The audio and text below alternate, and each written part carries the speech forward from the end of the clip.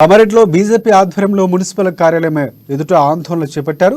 పంట నష్టపోయిన రైతులకు 50,000 రూపాయలు పరిహారం అందించాలని డిమాండ్ చేశారు. మున్సిపల్ కార్యాలయం ముందు రైతులతో ధర్నా నిర్వహించారు.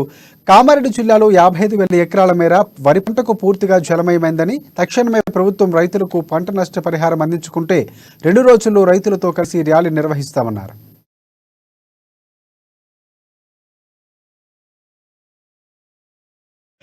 వరి పంట వేస్తే అందులో 55,000 ఎకరాలు 100% నష్టపోయినటువంటి పరిస్థితులు.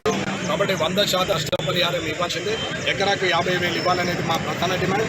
యంత్రాంగం పూర్తి స్థాయిలో పనిచేయట్లేదు, అధికారులు తిరగట్లేదు. అలాగే అధికార పక్షంలో ఉండి ప్రభుత్వంలో ఉన్నటువంటి రాజకీయ నాయకులు కూడా ఎవరు తిరగట్లేదు. కాబట్టి 4వ తారీఖు గురువారం ఉదయం 10 గంటల వరకు ప్రతి రైతుకు రైతే భరోసా. కాబట్టి అసలే మొత్తం 100% నష్టపోయినటువంటి రైతు నుండి మొదలుకొని అసలు నష్టమే జరగలేదు, నాకు వాన పడలేదని వ్యక్తి ఎవరైనా ఉంటే, రైతు ఎవరైనా ఉంటే అది వరకు కూడా అందరూ కలిసి ఇవాళ 4వ తారీఖు రోజు రైతు భరోసా ర్యాలీకి, రైతు భరోసా యాత్రకు వచ్చి ప్రభుత్వానికి డిమాండ్ చేయాలి. పూర్తి నష్టపరిహారం వచ్చే వరకు ఈ ర్యాలీ కొనసాగుతూనే ఉంటుంది, ఈ దీక్షలు కొనసాగుతూనే ఉంటాయని తెలియజేస్తున్నాను. జై హింద్, జై జవాన్, జై కిసాన్.